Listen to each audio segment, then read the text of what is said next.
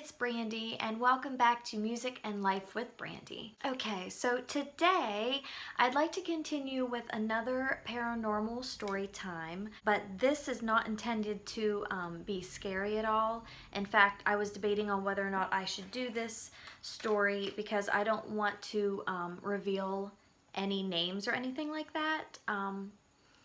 But I want to let you know first, I'm getting off topic. First, I want to tell you that I opened up a second channel called Paranormal Storytime because I'd like to keep that kind of stuff separate from my main channel. Although I am going to finish up doing my paranormal storytime here on this channel because I said that I would, and I'm going to go ahead and finish this playlist for you here on this channel. But I'm also going to start to do some more stories and other scary stories that are not even my own on a separate channel. And I wanted to keep that separate from what I do here. But at the same time, I don't want my subscribers that are already on this channel to get frustrated and have to go over to another channel if they want to hear the stories that I already said I was going to do. So I'm going to go ahead and finish up doing what I have for now here, and then if I want to continue, which I will, I'm going to continue them on a separate channel, if that makes any sense. But I will have that channel link below. Okay, so without further delay, let's get right into today's story. So this story takes place when I'm around 13. And like I said, for the respect and privacy of my family members, I will not be mentioning any real names. And here's a little bit of a backstory leading into this. I was an only child for many years, and my mom also was an only child. So my grandmother, on the other hand, had 9 siblings, a very large family. And my grandmother's mother lived to be the ripe old age of 101. And like I mentioned in my last paranormal story time, my great-grand's house was at the end of our driveway. So we were very isolated up on the mountain growing up, and that made us a very close-knit family. We all lived within a rather close proximity to each other, you know, on the mountainside or at the bottom of the mountain, wherever we happened to be, we were very close proximity to each other, and it made us close as a family. You know how growing up you always have that one family member, whether it be an aunt, an uncle, or cousin, that you relate to the most? Well, for me, it was always my aunts, as in my grandmother's sisters. Because remember, my mother had no brothers and sisters. She was an only child as well, like me. So my aunts, my great aunts, were always the best. They were like another grandmother to me. I love my uncles too, but as a girly girl growing up, you can relate more with the females in your family. They'd take you shopping, they'd give you boy advice, makeup advice, you know, that kind of thing. So for my birthday that year, my aunt, let's call her Scarlett, had given me a really, really nice guardian angel necklace for my 13th birthday. And then a few weeks later, one day out of nowhere, she asked me, would you like to spend the night with me? She asked me a few days in advance, and even though I thought that it was kind of strange that out of nowhere she would ask me if I would want to spend the night, she and I were pretty close, so of course I said, yeah, I would love to. At this point in time, no one knew that my aunt was sick, except for my aunt. And I'm not even sure if she even knew that she was sick, because it wasn't for another month later that she found out at the doctor's office that she had colon cancer. Looking back now, I understand that that's probably why she wanted me to spend the night. If she had thought that she might be sick, maybe she wanted to spend some extra time with me.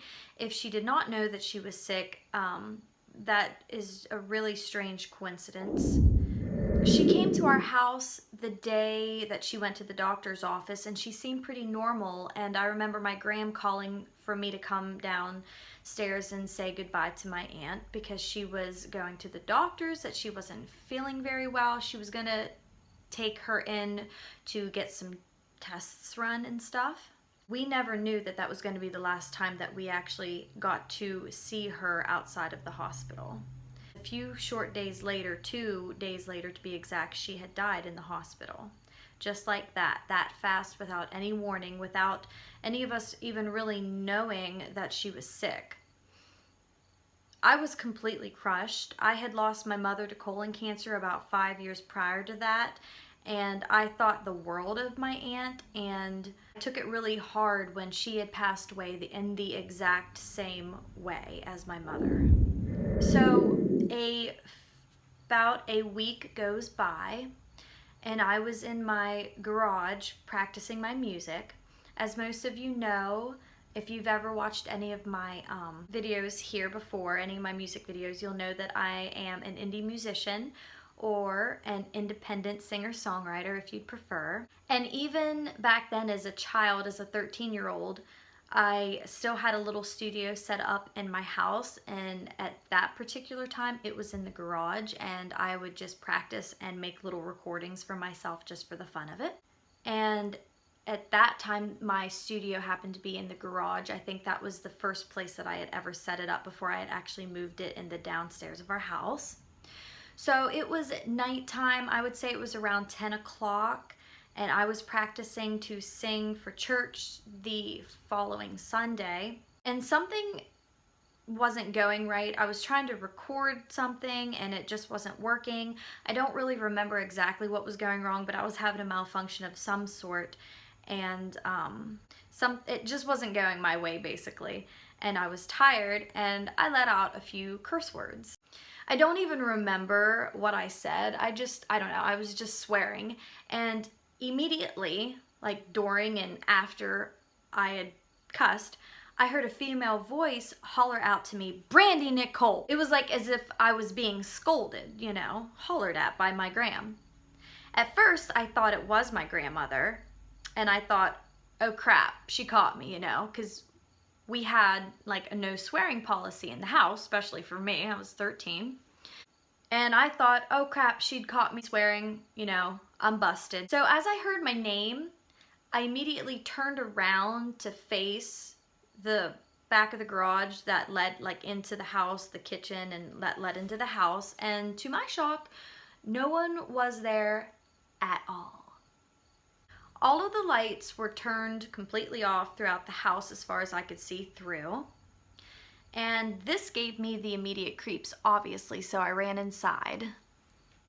I ran inside basically to just get out of there because it gave me the heebie-jeebies, and I wanted to see if my gram had been there, like passing through the garage, and had maybe called out my name. Maybe she had heard me swear, or maybe she was just hollering for me. So I went inside to see what that was all about, and she actually was in the shower. So that was an obvious no there. But I asked her anyway. I knocked on the door and I said, "Gram, was you just in the garage? Did you just pass by the garage and was hollering for me?" And she's like, "No, hun, I've been in the bathroom for a while now. I'm in the shower. Do you need something?" So then I walked down the hallway to Graham and Pap's bedroom to ask my Pap if maybe he had hollered for me, if he was passing by the garage. Obviously it was a woman's voice, but I was desperate to get some answers, so I asked him, and he was snoring. So he was asleep. So I'm like, what the heck's going on, man? I know I heard my name. So just then I turn around in the living room and I'm like, what is going on? And I see a picture of my aunt up on the fireplace mantle smiling at me, and just then it dawned on me how much my gram and my aunt looked alike, and how much they even sounded alike. There was a good 15 years between the two of them, but if they had been close in age, they could have passed as twins. That's how much they looked and sounded like each other. Like I said, this story was not meant to be scary, because after I realized what it was, I didn't feel fear anymore. I felt comforted in knowing that I believed that she was there with me. I 100% believe with all my heart that she was there that night and wanted to let me know that she would always be watching over me. And maybe she wanted to scold me just a little bit for my potty mouth. It's no coincidence that she had been the one to give me that necklace a few months earlier of the guardian angel. Looking back now, she is totally watching out for me and is my guardian angel. And I still have that necklace, and I've worn it a bunch in the last 22 years, but it doesn't look like it has aged a day, and I don't even think that I have ever had it cleaned or ever cleaned it. It's just always remained perfectly shiny and new. In a really sappy closing to this video, I'd like to just say that please always remember that our loved ones are never truly gone. They never truly leave us.